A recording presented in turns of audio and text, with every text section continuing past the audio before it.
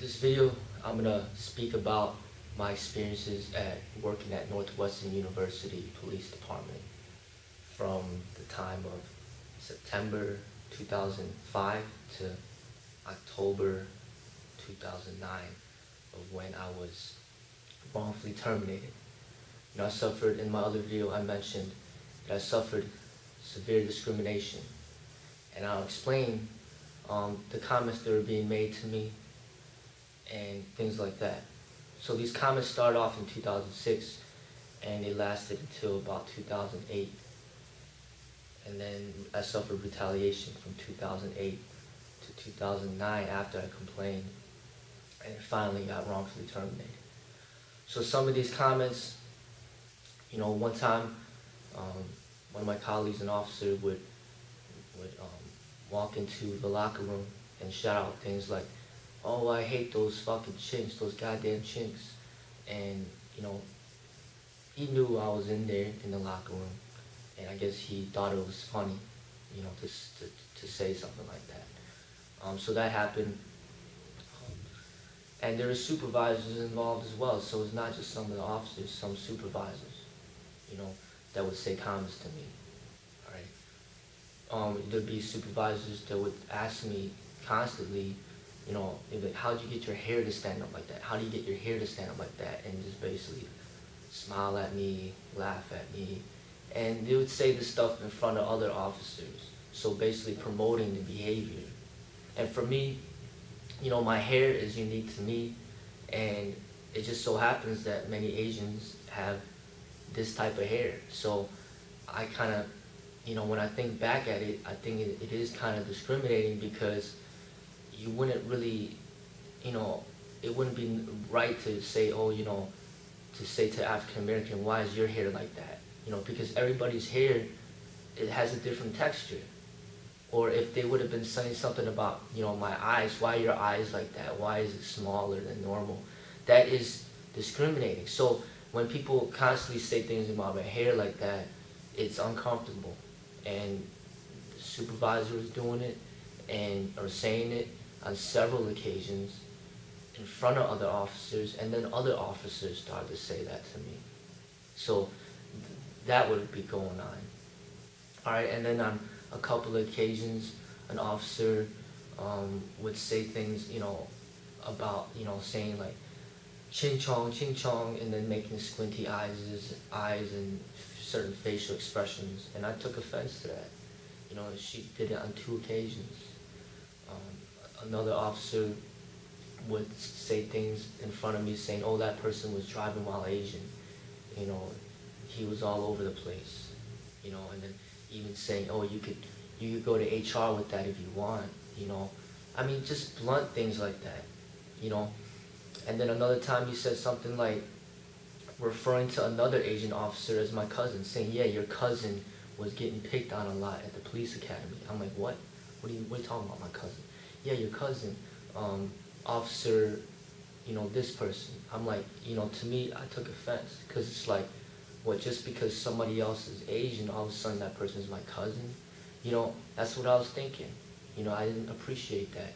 And then 3 times in a row, another officer would see me in front of a supervisor and in front of other officers, and then start looking at me and calling me furumoki, and start laughing at me, and then the supervisors laughing at me with them, and then other officers are hearing it, and then everybody's looking at me and smiling and asking me, "Do I know who furumoki is?" And then they start laughing.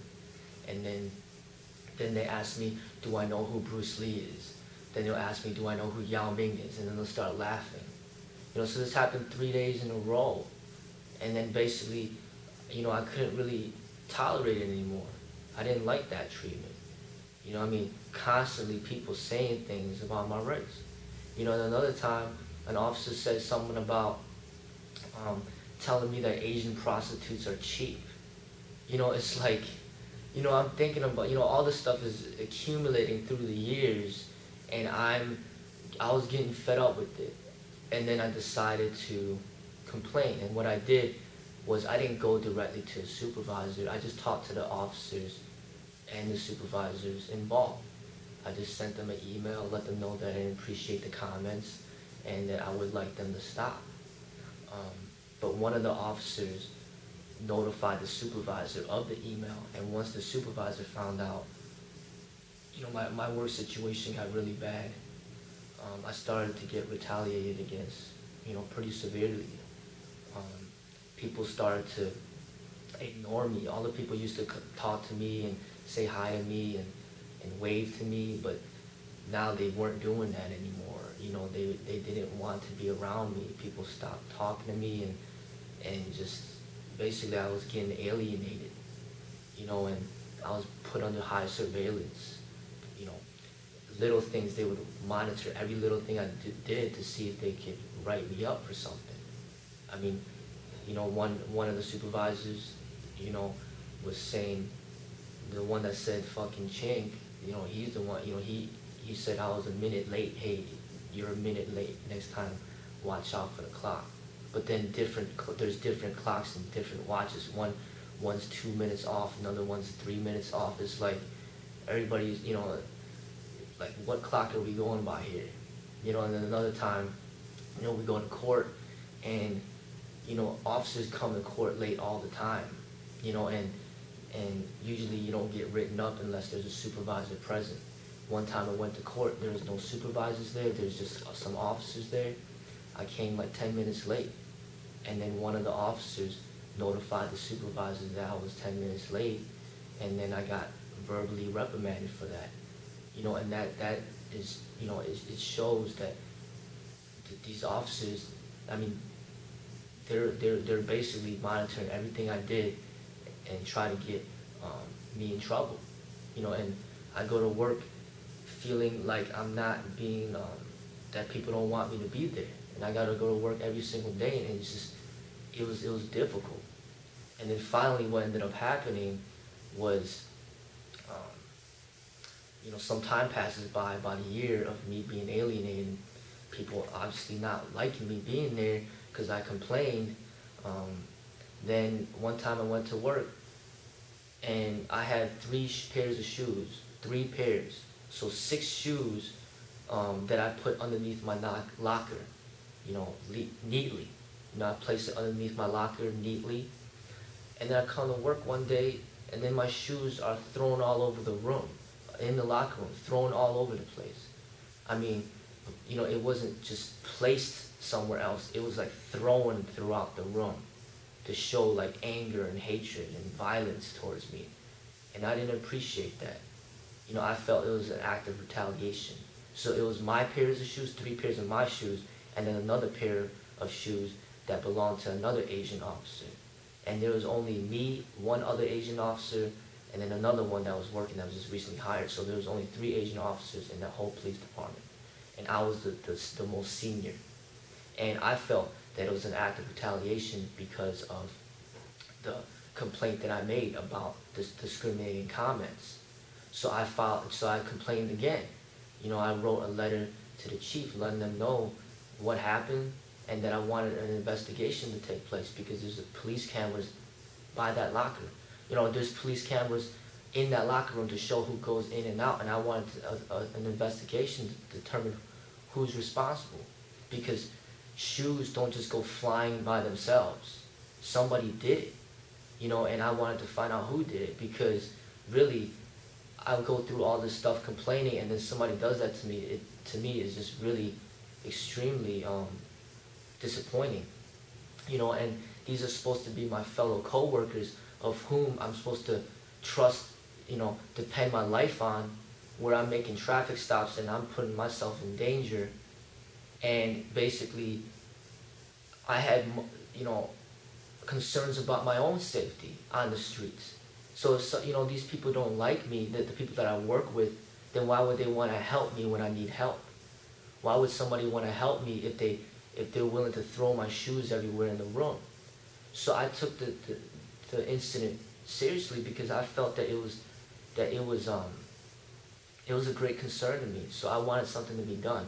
So I asked for something to be done, but I didn't hear any responses. No supervisors came up to me to talk about it or anything. So I decided to conduct my own investigation. I started to question, people that I thought might have been involved. Started to question, question people, write down the facts and things like that. And then eventually, I went to Human Resources to let them know about it, to see if they could help me in this situation. And more time was passing by and things weren't happening. Things weren't getting resolved, So I wrote a letter, to the officers for my new upcoming shift assignment to let them know what happened and that, let them know about my views about respect and professionalism. And I wrote that letter on September 5th, 2009.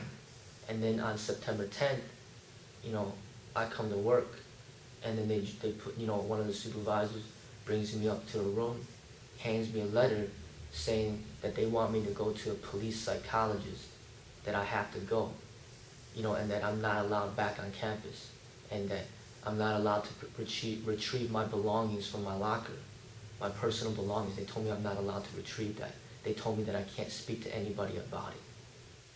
So at that point, I was in shock. I didn't know what to do. So, I go back home. I'm trying to figure out what to do. I felt that this was just, I was in a horrible situation, So I tried to contact some lawyers, trying to get some advice. And, from there, it just went horrible, And I had my personal belongings in my locker. I had a laptop. That was my laptop. I had a voice recorder. That was my voice recorder. I had journals in there with personal writings. I had CDs in there that were like contained raps that I made for me, personal, private raps for me. A lot of personal stuff in my locker, and they wouldn't give it back to me. And I kept calling and calling to get it back, and they wouldn't give it back to me. They wouldn't answer my calls, and when they answered my calls, they'll call me back. They never called me back. I kept trying to get my things back. They wouldn't give it back to me. So I ended up going to the Chicago Tribune, letting them know about the situation. And finally, they printed an article about the situation on October 18th, 2009. And as soon as that article came out, like 2 days later, they FedExed my stuff, my belongings to my home.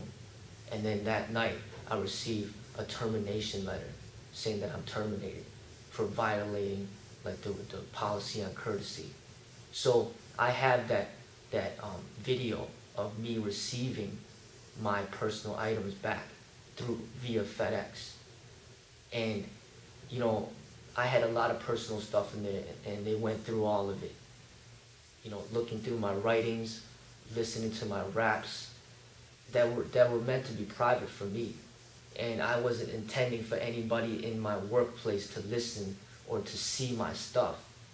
And now they see it, and they invaded my privacy. And then they basically set up officers to look out for me, to watch out for me. They had officers posted at the president's office, at Human Resources, looking out for me, watching me, basically treating me like I'm a criminal, when I just wanted wanted people to stop making these types of discriminating comments. I mean, this stuff, to me, is just horrible. I mean, if you watch that movie, Serpico, with Al Pacino, you see what he went through. If you watch that movie, Changeling, with Angelina Jolie, these are true stories. And that's basically what happened to me. This is a true story. This is real. I mean, I was a good officer. I never got written up.